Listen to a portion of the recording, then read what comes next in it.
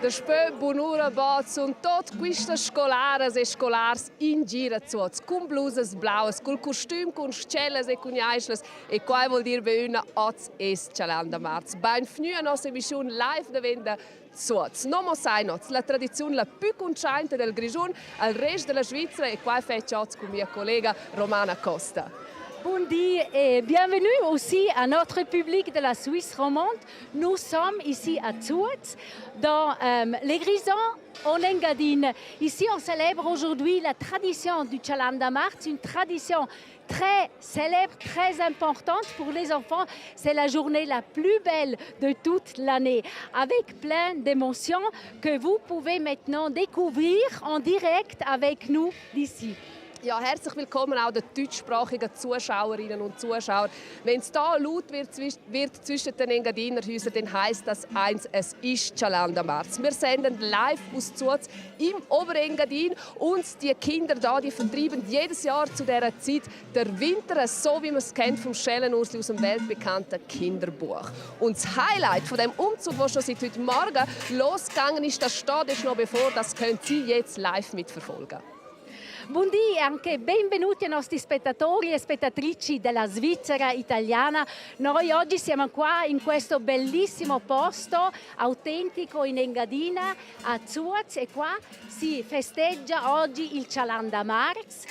Per questi bambini qua la più bella giornata di tutto l'anno e voi adesso potete vivere questa tradizione in diretta con noi, con Oshena Galmarini e con me. Buon divertimento!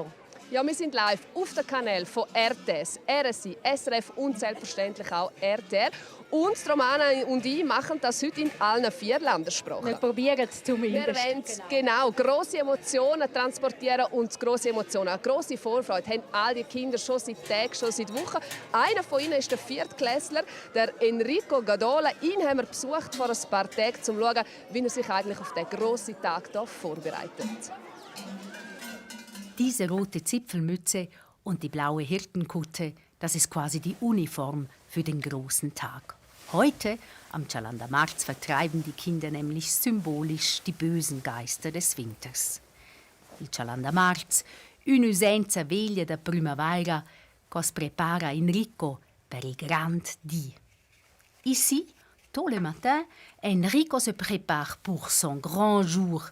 Avec la tradition du Cialanda Marz, les enfants chassent symboliquement les mauvais esprits de l'hiver et annoncent l'arrivée du printemps. Il Cialanda Marz è una vecchia tradizione.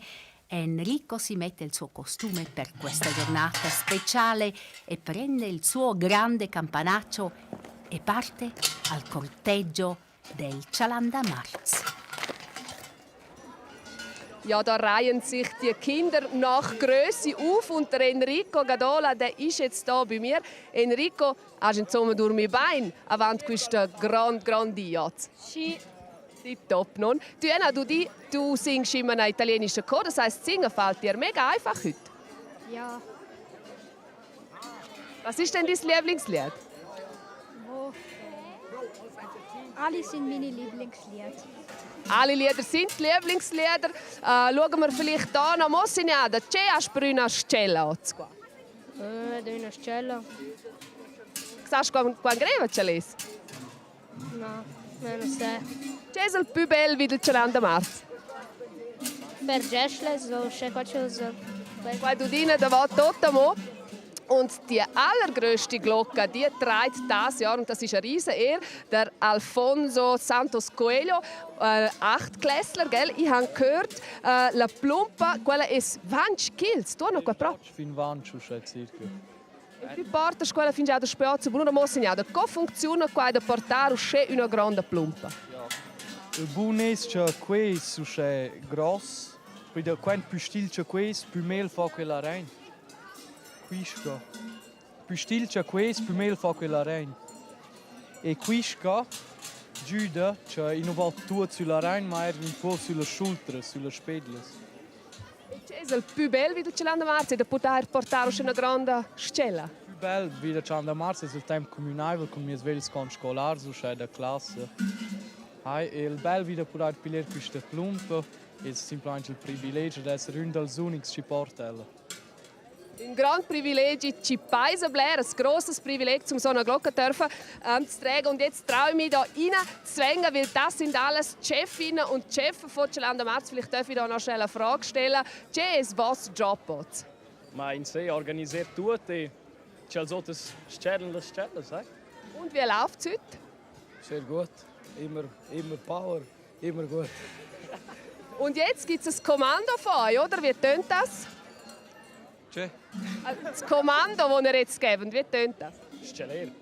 Ja gut, dann hören wir mal zu. Ich muss da wieder raus.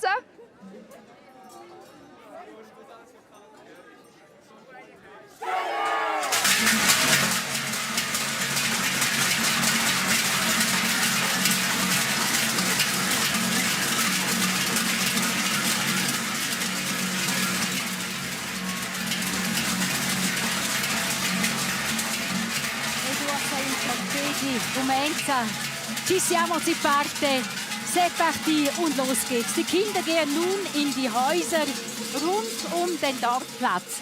Die Reihenfolge in welches Haus, das steht schon seit Jahrzehnten fest, wie bei Großelterns Zeiten. Pour mieux comprendre le Chalanda Marz maintenant, Jachambot, originaire de Tours, va nous expliquer de quoi il s'agit. Jachambot, elle so zinger, elle senti la commissione da Chalanda Marz, od era di quella da Spedecennis, c'è poche con el salvezzo su tu questi fensko. Avevo ferma cor e al gorda wieder o tempo der im Mathe der Patron Also das ist eine Herzensangelegenheit, Chalanda Marz. in Minchakas. Was macht es mit Ihnen? Ja, es weckt Emotionen und lässt mich zurückerinnern an die Zeit, als ich verantwortlich war als Patron. Also die Bedeutung für die Kinder ist enorm. Es ist der wichtigste Tag, würde ich sagen, in Zurz. Und worum geht es eigentlich genau bei diesem Brauch? Chalanda Marz war Calende Martis, römisch und lateinisch. Das war der Beginn des politischen Jahres am 1. März. Nach dem julianischen Kalender ist dann das geändert worden. Aber in Zurz ist heute noch der 1. März der politische Wahltag. Und mit diesen Glocken, mit diesem Lärm wollen Sie den Winter vertreiben, die Kinder? Ja, das ist der Brauch, der will die bösen Wintergeister vertreiben mit lautem Peitschenknallen und Glockengeläute.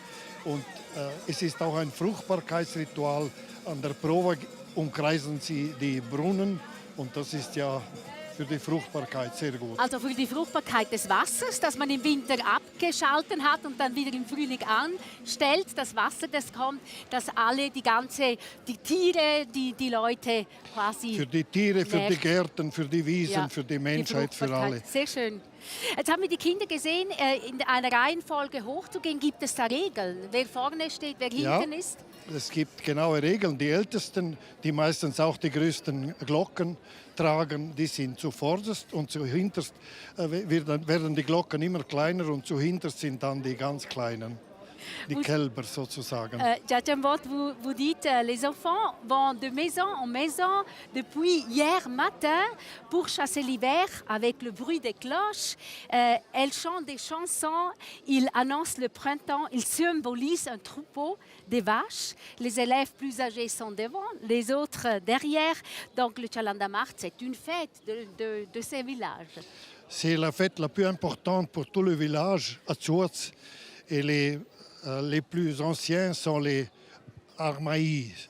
Ce sont ceux qui doivent organiser toute la fête avec les copines qui sont aussi à la fin de l'école. Et c'est en même temps les élections politiques. Ça veut dire que tout le monde est sur pied. Vous voyez ici la place, tout le monde. Beaucoup de gens, oui. Jachambot, ancora in italiano, il Chalanda Marz è una tradizione pagana. Sì. Bambini sommoleggiano una mandria di mucche che vanno di casa in casa per schiacciare l'inverno e danno il benvenuto alla primavera. Dunque è una tradizione però che si è cambiata tantissimo negli ultimi anni. Sì, si pensa agli ultimi anni abbiamo cominciato a mettere le maglie blu e le barrette rosse. E Che non c'erano prima, sì? No, prima non erano. Quando io ero giovane ciascuno aveva il suo vestito e adesso abbiamo integrato anche le signorine, le bambine per avere un miglior canto e per avere di più volume. Sì, sì. Adesso vengono fuori di una casa, si vedono come camminano nell'altra e che cosa fanno lì? Vanno anche a cantare. Una volta si cantava per ogni famiglia una canzone, oggi devono un po' razionalizzare e cantare pro casa una canzone. Sì. A proposito,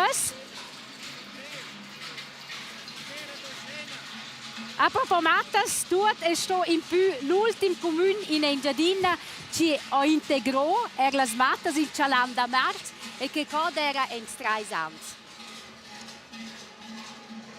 Genau, ja, der Umzug geht da vom einen aus zum anderen, aber extra für uns jetzt hier zu uns gekommen ist Gianna Casti. Du bist eine sogenannte Patrone, das muss man vielleicht einmal erklären, eine Chefin. Was macht denn so eine Chefin? Also wir organisieren eigentlich alles. Wir schauen, dass es allen Kindern gut geht und dass alle nachkommen, dass alle auch mit der Glocke schellen und ja. Dass alles gut und richtig läuft. Und die Patrones, die tragen die traditionelle Engadiner Tracht. Jetzt hast du mir erzählt, die ist schon recht alt und die hat deinem Grossmami schon gehört. Genau, also sie hat eine Schwester von meiner Tata gehört und jetzt gehört sie an meiner Nonna. Und ich durfte die heute und gestern anlegen. Sie ist schon sehr alt. Wir mussten sie restaurieren lassen, weil sie ein paar kaputte Stellen hatte. Aber jetzt ist sie eigentlich wieder in gutem Zustand. Und ja. Jetzt, du weißt natürlich, das ist das letzte Jahr, wo du aktiv dabei sein beim Chalanda Marz. Was ist das für ein Gefühl? Also ich habe auch lange gewartet, bis ich endlich Patrone sein durfte. Ich durfte schon letztes Jahr sein, weil ich musste nachrutschen, weil es zu wenig Mädchen hatte. Das hat mich auch schon sehr gefreut, aber das Jahr ist mein letztes Jahr. Und es ist schon ein bisschen traurig, weil wenn man sich so lange auf etwas freut und es nachher einfach fertig ist, ist ein leeres Gefühl. Aber also ich freue mich sehr, dass ich Patrone sein darf. Ja. Was willst du denn besonders geniessen heute? Also vielleicht der Ballin oder der Umzug? Oder was ist das Schönste für dich? Also das Schönste ist eigentlich, wenn wir alle Schellen rufen und alle fangen zu schellen. Das ist eigentlich der schönste Moment von allen. Aber sonst ist eigentlich wirklich alles schön. Eigentlich, ja. Man kann wirklich sagen, es ist so ein Gänsehautmoment. Dann wünsche ich dir einen ganz schönen Tag. Ja, da muss ultim Chalanda Marz e fin più Ja, es ist also eine riesige Ehre, wenn man, und die Kinder planen eben auch darauf, zum Patrona werden und zum Chefin werden. Oui, près de moi est Rita Klarer, elle aussi originaire d'ici de Zurz. Buondì, buona Rita. Un dì spécial. Et que signifie pour vous personnellement le Chalanda Marz? Alors, Chalanda Marz, c'est de l'émotion. Pour moi, c'est le cœur, c'est la vie d'ici, c'est nos coutumes, nos dérivances, nos racines. In italiano, cioè il Chalanda Marz per lei è il più bel giorno dell'anno, ancora sempre?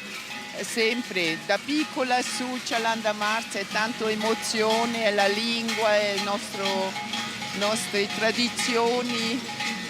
Una giornata emozionante. Molto emozionale. Quand vous étiez enfant, les filles n'étaient pas autorisées de participer. Trouvez-vous cette modification positive? On dit souvent qu'il faut aller avec le temps, mais moi je trouve le temps s'arrête devant les coutumes, devant les origines. Ça, moi je trouve, on vit l'émancipation dans la vie quotidienne, mais pas dans les traditions. Pour vous, c'était pas dommage que vous ne pouvez pas participer? Parce que nous, on était toujours avec les garçons, on était derrière et on avait la même importance qu'on a. Vous avez chanté quand même. Ah oui, bien sûr. Mais vous avez été propriétaire d'un hôtel ici à Zurz. Ouais. Que mange-t-on à Chalanda Marz? C'est la tripe, la tête de veau, la langue de veau, la sauce vinaigrette avec, et puis des châtaignes au caramel et la crème chantilly. Las Castañas con la Milch. Genau. Rita Klarer, Sie haben hier ein Hotel in Zurz. Ja. Was tischen Sie heute auf? Guten, also und Kalbskopf mit Kalbszunge, Sauce Vinaigrette, karamellisierte Kastanien mit Schlagsahne. Eben diese Kastanie Selatniels, wie der Schellenursli damals im Buch auch am letzten Tag zu Hause bei seinen Eltern gegessen haben. Abbiamo sentito Rita Clari dice il Cialandamarz a Zuaz anche la sua tradizione culinaria, forse la può dire anche in italiano. E la tripa Sì. di Cialandamarz, la testa di vitello con la lingua, la salsa vinaigretta, poi le castagne al caramello con la panna. E i montata. bambini lo mangiano la trippa, le cose così. Lo mangiano Diciamo ancora? i giovani un tempo non era più così, dopo si è iniziato con la salsiccia ingredinese, però adesso sempre di più e fa un gran piacere. Sì. Che hanno piacere anche loro. Grazie mille. Grazie a voi. Merci beaucoup Rita Klager. Au plaisir. Très bien. On va regarder qu'est-ce qu'on fait les enfants. Je pense qu'ils sont dans une maison. Ich glaube, die Kinder sind jetzt in einem Haus und singen. Was waren denn die schönsten Erinnerungen von Ihrer, Rita Klager? Wir haben noch einen Moment Zeit. Haben Sie eine Anekdote vom Cialandamarz? Aber was mir gefällt, ist einfach das Peitschenklopfen, die Glocken und nachher, wenn die Jungs mit den Vätern oder Onkeln die Peitschen klopfen, das finde ich einfach wunderschön. Und am Nachmittag gibt es ja einen Ball. Das war ja dann auch für die Mädchen man sehr immer wichtig, die oder? Schönsten sein, Ja. das schönste Kleidchen und die schönsten Schuhe, das waren...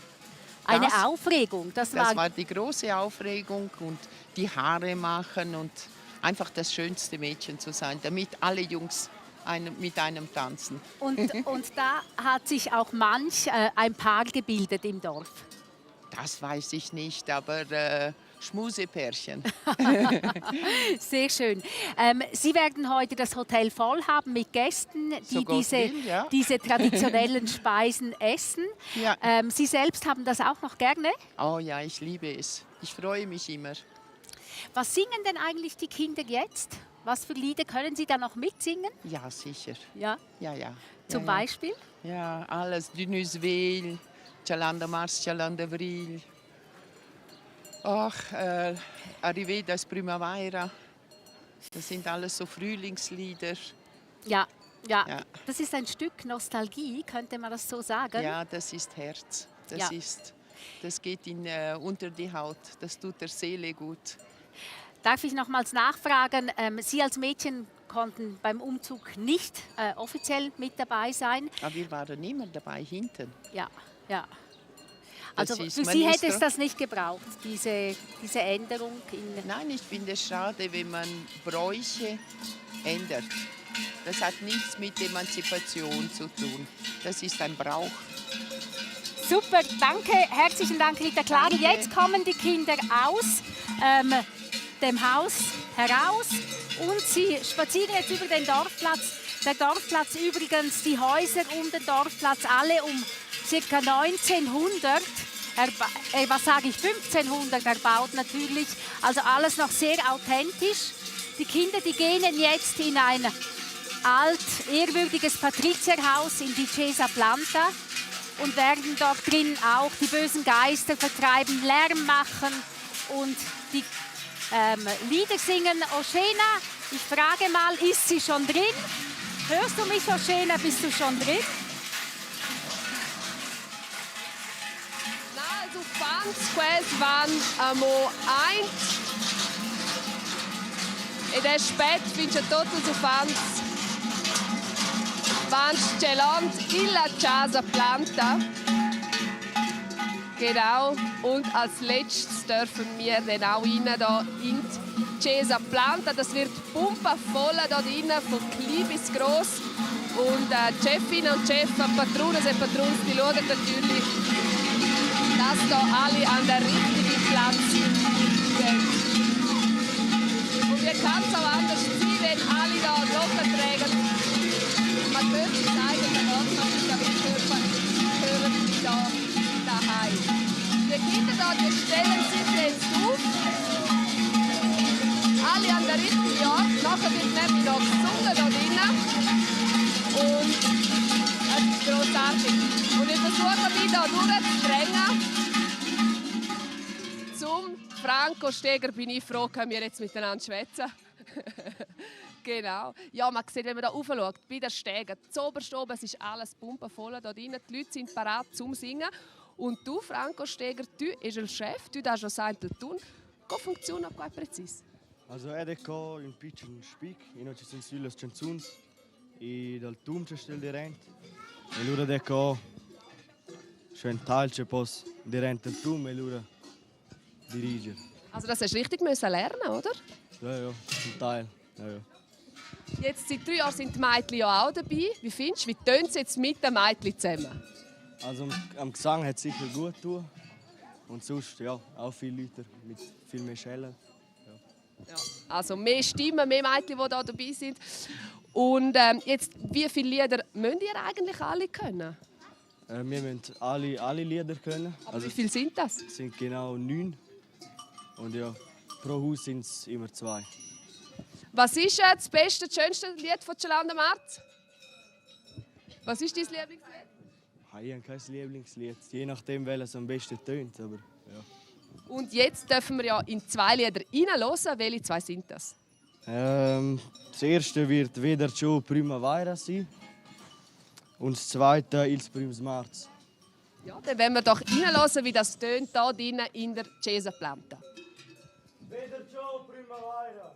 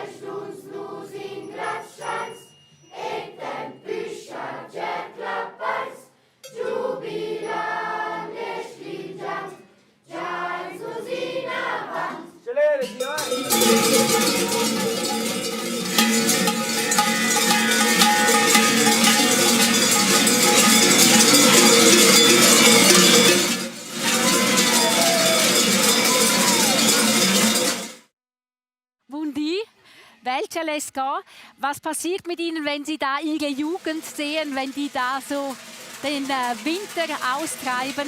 Was? Auf ein Herzklopfer. Die Jungen sind unsere Zukunft, nicht nur im Hinblick auf Tradition, sondern auch in jeder Hinsicht. ist es für mich eigentlich sehr spannend und sehr schön, das zu sehen und Also das eben, mitzuerfolgen. Sie selbst haben das ja auch erlebt, das ist ein wichtiger Moment. Ich habe es erlebt und das ist für mich ein sehr, sehr wichtiger Moment im Jahr. Weshalb ist es eigentlich so lange gegangen, dass Zurz auch die Mädchen akzeptiert hat in diesem Umzug?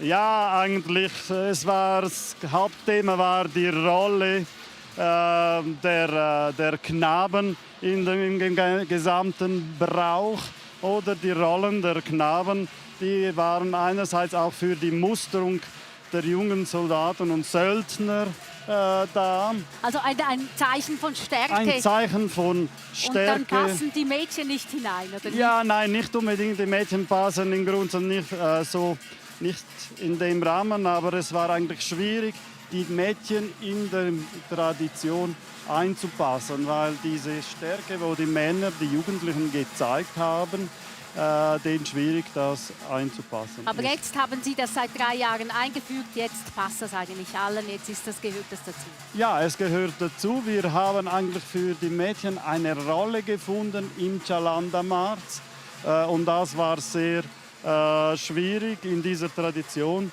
das zu finden und damit, dass man auch die Tradition nicht wesentlich verändert.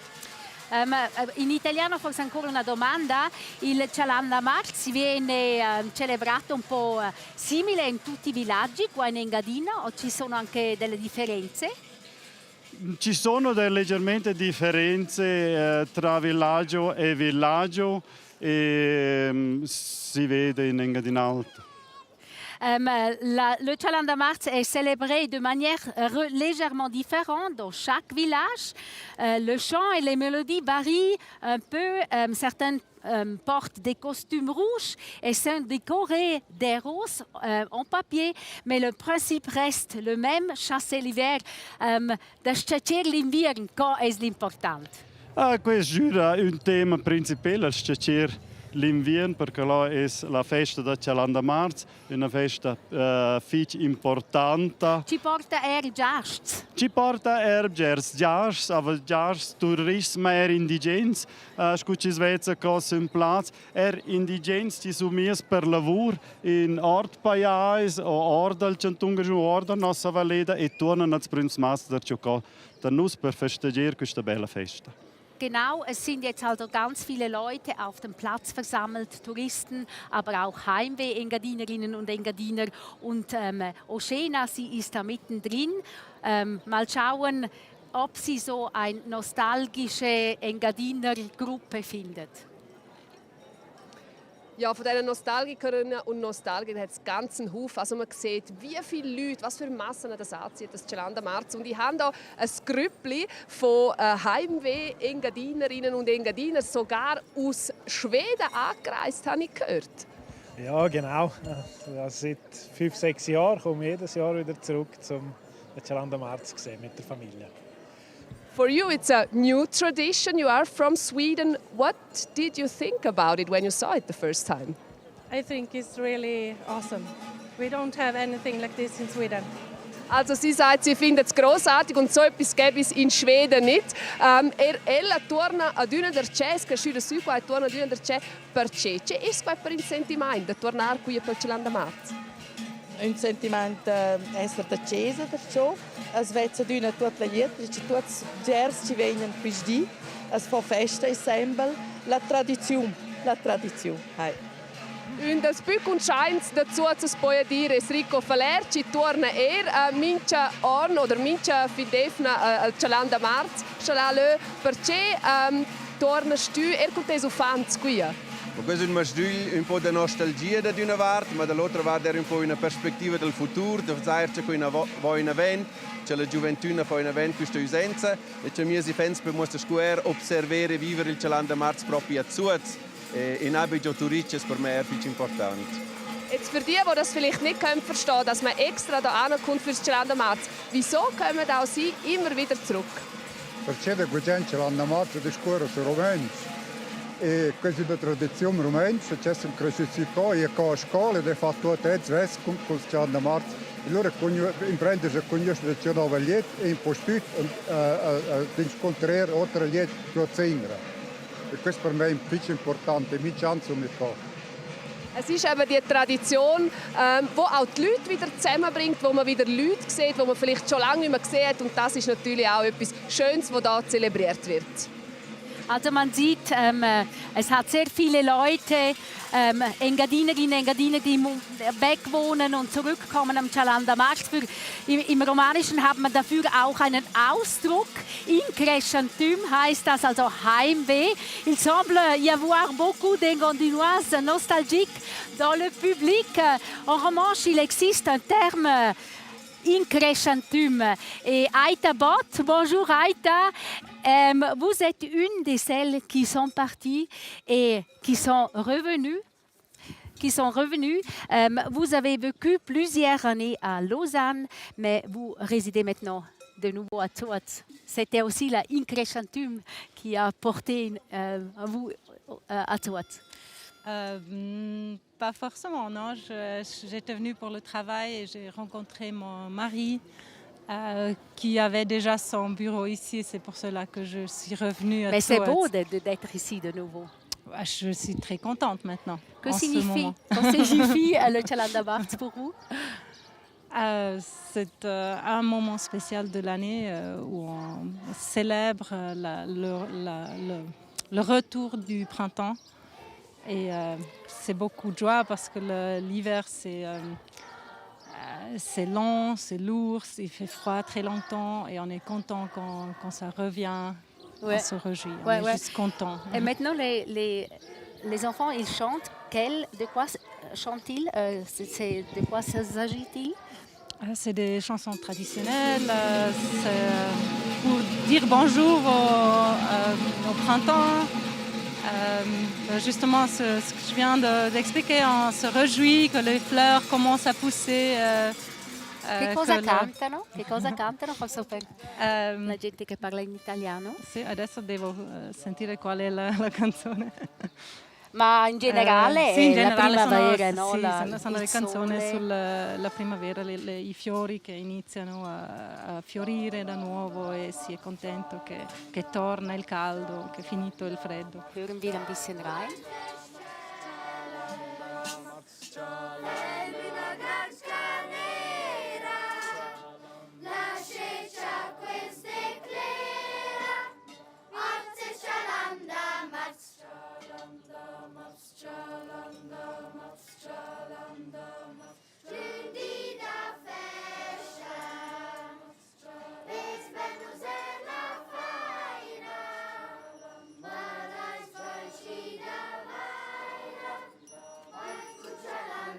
Freude daran, dass die Kinder auch Freude haben. Also sie freuen sich offensichtlich. Und ja, das sind diese schönen romanischen Lieder, ja, die unsere Sprache präsentieren, unsere Kultur. Und das ist einfach schön. Sie haben ja 2 Kinder, sind die jetzt auch dabei oder sind die Ja, noch zu ich klein? habe gesucht, also Norina ist theoretisch dabei. Ich denke, dass sie irgendwo da dazwischen ist. Und da muss man ja auch Vorbereitungen treffen als Familie. Ja, also wir haben schon lange angefangen, die Lieder zu singen, so nach Weihnachten. Zack, Cut, jetzt kommen die Cialanda Markt-Lieder. Genau, weil es gibt auch 9 Lieder in Zuoz. Ja. Und Sie selbst als Mädchen damals durften noch nicht mit? Nein, das ist mir auch jetzt erst bewusst worden. Also ich kannte nicht mal alle Liedtexte. Also das weiß ich jetzt, weil ich jetzt Kinder habe und wir haben zusammen diese Lieder geübt. Aber als ich klein war, da durften die Mädchen noch nicht teilhaben am Cortegi, sondern nur am Umzug. Ja, genau, am Umzug durften wir nicht teilhaben. Wir durften lediglich eben Karamellas kochen für die Jungs und dann beim Ball natürlich hübsch auftreten. Hören wir nochmals rein in dieses klassische Lied. Das ist Cialanda Markt, Cialanda Vril, Genau. das Lied, das man eigentlich in allen Dörfern kennt. Genau.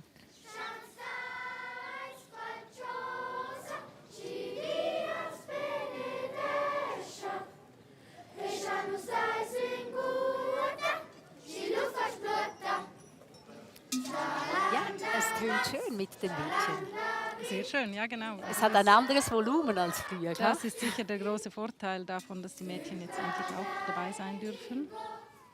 Ich war damals in Pontresina mit dabei, ein paar Dörfer weiter hoch im Oberengadin. Und die Mädchen haben immer mitgesungen, weil es sonst einfach nicht schön gewesen wäre, nur die Jungs. Genau, also ich finde, Zuaz hat auch extrem profitiert. Das ist wirklich ganz etwas anderes.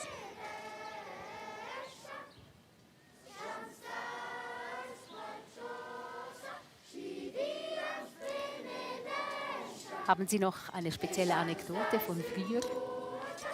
Was ganz speziell war für Sie? Der Berlin vielleicht? Der Ball am Nachmittag? Ich meine Anekdoten, ich muss ehrlich sagen, der Celanda Marz war für uns damals nicht so wichtig, weil wir ja nicht teilhaben durften. Wir waren zivil gekleidet sozusagen, sind ein bisschen mitgelaufen, aber auch als ich Patruna war, also das sind die Herdenbeschützer, also die Ältesten, die 16-Jährigen. Er ist jetzt der Dirigent, der ist auch 16 Jahre alt. Und als ich in dieser Position war, da hat man noch nicht die Engadiner Tracht angezogen. Man war nicht mit der Engadiner Tracht. Ich habe gerade vorgestern ein Foto gesehen, wir hatten einfach normale Winterjacken an. Und das wurde jetzt auch so folklorischer noch gestaltet. Oder? Finden Sie das gut? Ich finde das in Ordnung, es lebt. Ich finde, das geht weiter, es gibt Innovationen, es wird, und wenn es halt dann einmal wird es folklorischer, dafür sind die Mädchen dabei. Ich finde es okay, also ich finde, die Tradition lebt und das ist wichtig, dann wird es auch weitergehen. Ganz herzlichen Dank. Sehr gerne. Im Bel Celanda Marz. Grazie, stai bella festa. Grazie. Grazie Fitch. Die Kinder singen jetzt also die verschiedenen Lieder. 9 Lieder sind es im Ganzen in Zuaz. Lieder über den Frühling, über das Erwachen der Natur, über die Sonne. Und wir hören gleich noch ein bisschen rein.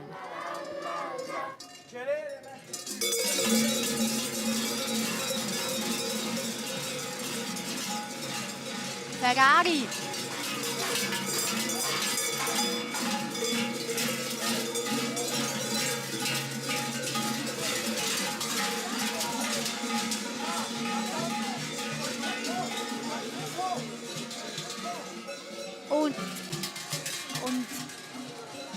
Und jetzt haben wir hier gerade Manfred Ferrari, er ist Gemeinderat, hier auch aufgewachsen und vor allem Kenner der Glocken. Buondì. Buondì, buona Romana. Vielleicht, was passiert jetzt gerade? Oder jetzt haben Sie gesungen. Was machen Sie jetzt, wenn Jetzt wir schauen? gehen die Kinder in der Richtung der Fassade der Chiesa Comunela und aufstellen die größte Glocke am Anfang bis auf die Ende die kleine Glocke. Possiamo ancora in italiano, che cosa fanno i bambini adesso? Also i bambini si sono messi in riga verso la facciata della Chiesa Comunela, cominciano con la grande campana e finiscono con la più piccola. Allora si separano die diverse Campane. Es hat ja ganz verschiedene Glocken. Sì. Wie heißen denn die alle? Also, Die kennt man ja im Deutschen gar nicht mehr, diese Ausdrücke. Die sind quasi mit dem Brauch erhalten geblieben. also in Rumänsch Hi, conosci in alles. Rumänsch, Also, in Rumänsch, wir können es gut im Romanischen in Rumänsch sagen. è qui un zampogno, in italiano che nome una zampogna. Questo è un tom fic clear e asciutto. Ja. E dopo abbiamo dei talax, che è una fribulana. La fribulana è anche c'ha una tonalità molto chiara e asciutta. Also ganz verschiedene Glocken bis zu den ganz großen, den Maroons der Plan. Da holen die Kinder diese Glocken eigentlich immer noch beim Bauern. Also Sehen eine gerade hier, die großen. Die Glocken werden beim Bauern abgeholt und der Bauer kann ihnen geben die Glocke, wo sie können tragen. Und ist es immer noch wichtig, dass sie eine große Glocke tragen? In jedem Fall. Also die wollen immer die größte? Immer die größte, ja. Und wir haben ja vorhin gehört, es ist 20 Kilo schwer oder mehr. Zwischen 10 und 20 Kilo, ja. È importante di portare queste campanacci così grandi. I ragazzi vogliono i campanacci grandi. Sì, also è chiaro, Importante. l'orgoglio di portare una campana più grande, also molto grande, è qua e gli fanno vedere la loro forza del bambino, però il contadino li aiuterà a mettere la campana con la dimensione che riescono a portare. Sì, devono andare dal contadino. Adesso si hanno messo su tutti.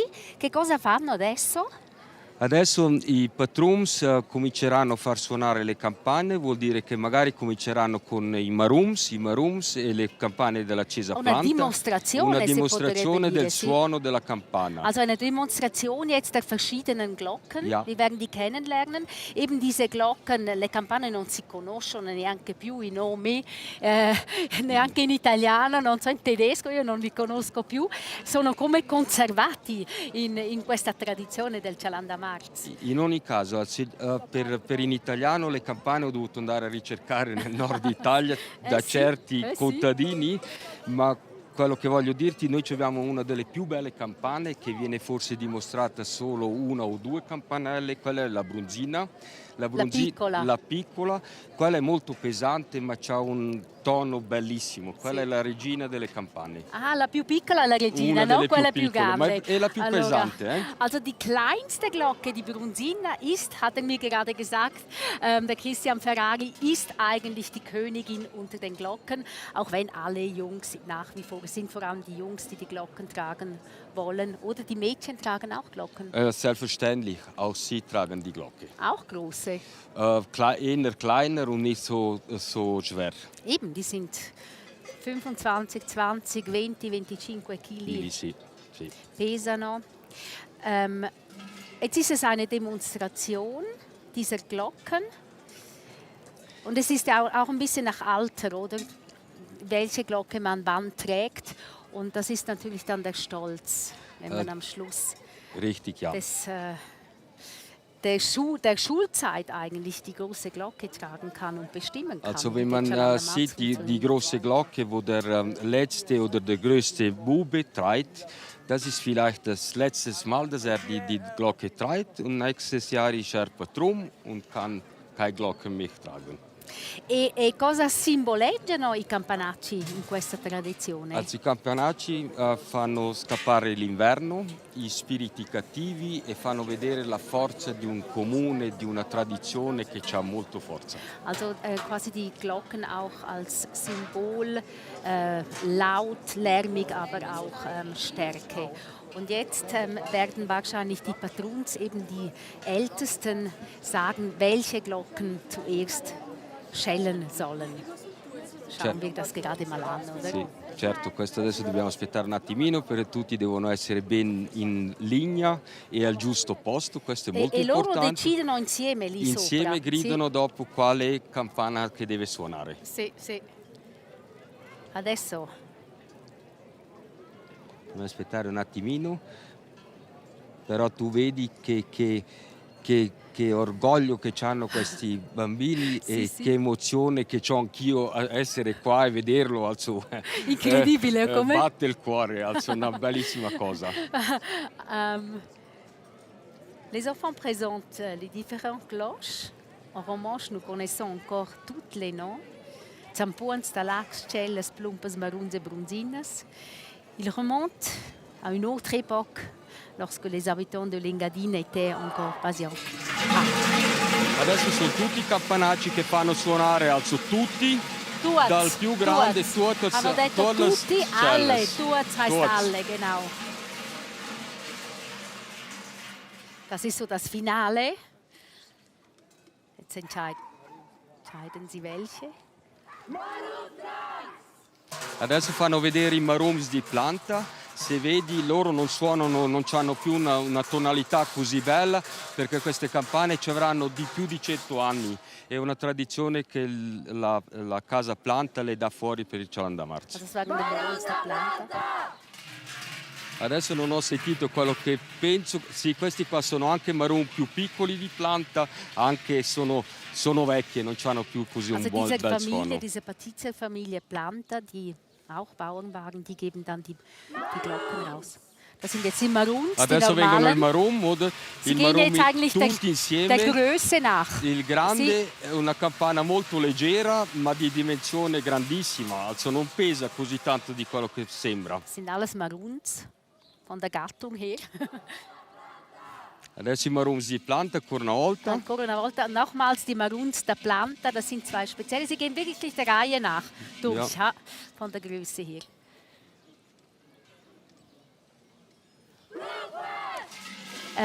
Les plompes, il montre maintenant les cloches, les grandes aux petites, les différentes cloches. Qu'en roman, je ne connais encore les noms. En français, je ne sais pas. Zampuans. Zampuani. Il zampuan è d'una cebra. No, una capra, no? Anche il zampuan ci sono per capre ma anche per le mucche, ci sono differenti misure. Il talak è solo uno, bellino. Soltanto un talak. È bellissimo. Sì. Grazie mille. Grazie a lei. Cristian Ferrari. Grazie. Viva il Cialanda Marz e buona festa. Grazie. Buona festa, grazie. Ciao.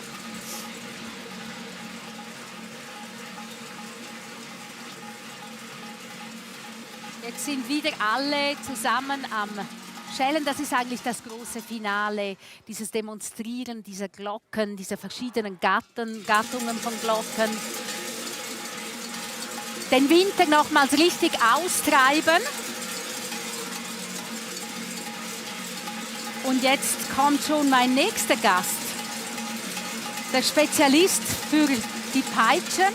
Das ist dann wirklich der Abschluss hier dieses ganzen Finales des Cialanda Marz auf dem Dorfplatz vor der Schule, vor der Chiesa Comunale, dem Gemeindehaus, hier eingebettet in diese alten Häuser um 1500. Ludwig Magni, herzlich willkommen. Er ist noch der Einzige, der hier eigentlich Peitschen selbst baut. Das ist alles Handarbeit, nehme ich an. Richtig, im Engadin bin ich der Einzige. Im Engadin genau, der Einzige, richtig. Genau. Genau, richtig, ja. Und es wird alles von Hand gemacht, ja. Es ist eine schöne und eine große Arbeit. Und wie viele haben Sie schon verkauft oder in den letzten Jahren, seit Sie das machen? In den letzten Jahren, ich mache es seit 20 Jahren, zwischen 700 und 800 Geißeln sind raus. Das ist eine ziemliche Anschaffung, 300 bis 450 Franken. Ja, das ist so. Es wird immer alles teurer. Jetzt zwischen 380 und 450 Franken, das stimmt so. Ja. Jetzt schauen wir noch mal schnell, was auf dem Platz. Jetzt klatschen, das Publikum klatscht. Jetzt haben Sie die ganzen Glocken präsentiert. Was passiert jetzt? Jetzt kommen die Patrons und sie fangen an, die Geißeln zu schwingen oder zu klopfen. Ja. Aber es fängt an, die Patrons fangen an.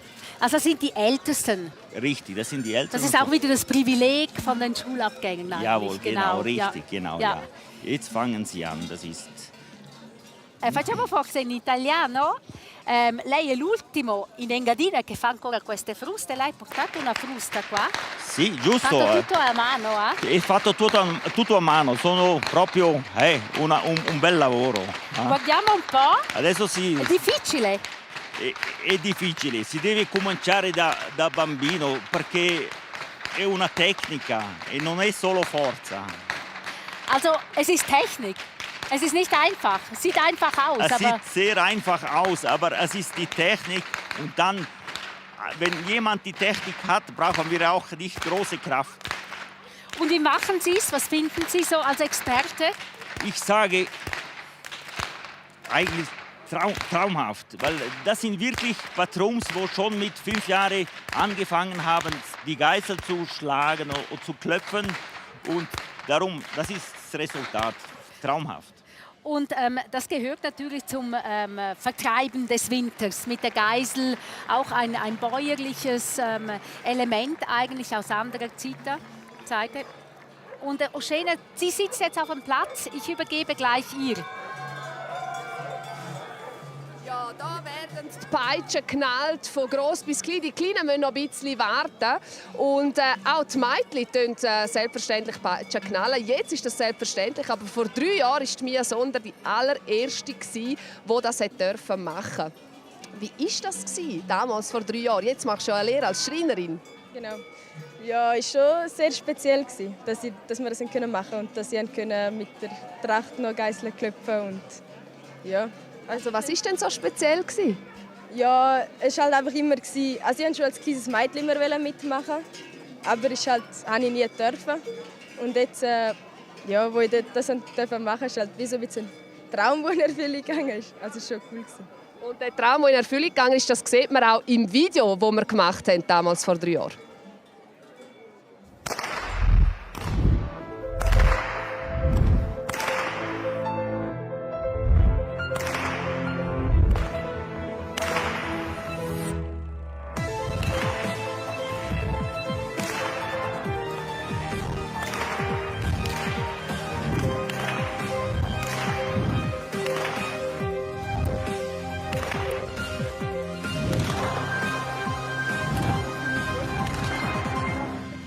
Halt schon auch derjenige, die gesagt haben, ja, es ist halt nicht wirklich Tradition und dann, dass man grad, ist halt etwas Neues und dann man kann es nicht allen recht machen. Ja, also aber das ist dir sicher gleich gewesen, oder? Du machst das ja noch bis heute, das mit dem Peitschenknallen. Ja. Jetzt, ich durfte gestern schon ein bisschen üben mit dir, aber es ist unheimlich schwierig. Also wie lange braucht man, bis man das so kann? Ja, es kommt darauf an, es geht schon recht lang, bis man so die Technik hat und bis man sich getraut. Also ich weiß nicht. Also ich will mich trauen, ich will es ein bisschen probieren. Vielleicht kannst du mir zuerst mal zeigen, wie es genau funktioniert. Ja.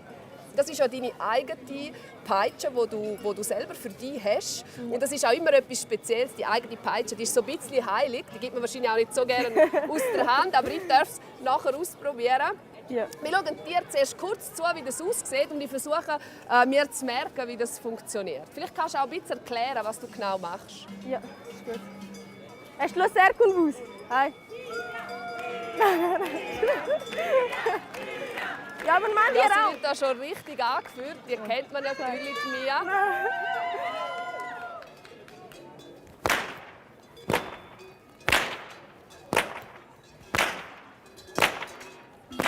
So sieht es aus, wenn es richtig tönt und wenn man es richtig macht. Das ist eine Timingfrage, eine Technikfrage und auch ein bisschen eine Kraftfrage. Also so gut wird es ganz sicher nicht bei mir tönen, aber ich probiere es mal aus.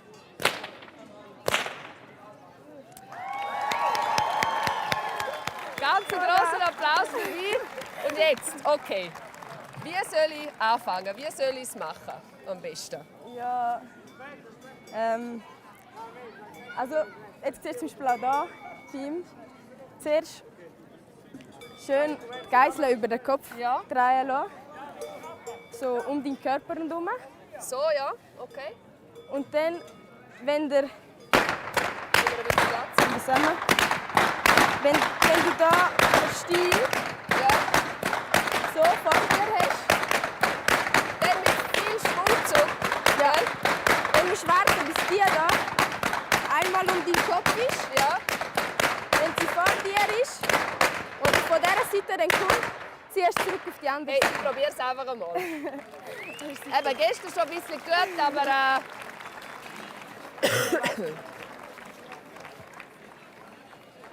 Also. Ja, das hat nicht geklappt. Probier es noch 2, 3 Mal. So, dann bis es da. Oh, fast mir selber eins gewitzt. Ja, eben. Es ist viel schwieriger, als was man meint. Vielleicht schaffe ich es jetzt das mal.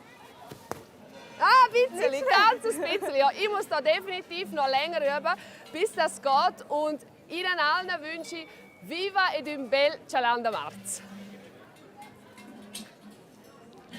Vous voyez, cela semble d'être facile, mais c'est pas. Ludwig Magni, il est le dernier fabricant des fouettes en Engadine et il dit que depuis le 1er février, les enfants s'entraînent dès qu'on a un moment de libre.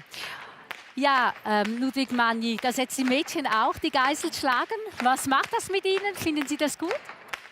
Das ist schon früher, einige Mädchen haben schon auch die Geißel geklopft, aber nicht auf dem Platz, sonst im Versteck. Aber jetzt ist, wir gehen mit der Zeit, die Mädchen sind auch da, die klopfen auch die Geißel. Es ist so, wir sind anders gewohnt, aber jetzt ist, wir gehen mit der Zeit. Sie sind froh, dass diese Tradition weitergeht, oder? Auf jeden Fall, auf jeden Fall. So stirbt sie auch nicht aus. Ja. Das ist wichtig, dass wir können unsere Tradition erhalten. und überhaupt für Sie, was bedeutet der Cialanda Marz?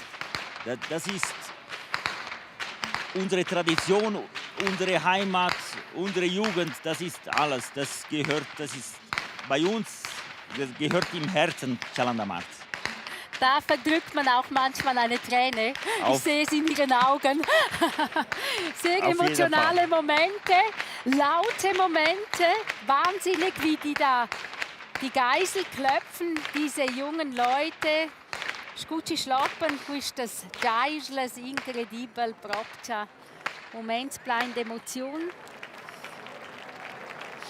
E con questi porträts dal Grand Finale del Cialanda Marz a Zurz, Gensenus a Dia. Mit diesen Bildern vom großen Finale vom Cialanda Marz in Zurz verabschieden wir uns hier. Grazie Ficiun, herzlichen Dank für Ihr Interesse. Merci beaucoup d'avoir regardé le Cialanda Marz de Zurz avec nous. E mille grazie per vostro interesse. Wir sagen a revoir, ciao, adia, adieu e fin beim Boot a Zurz. Viva il Cialanda Marz! Merci.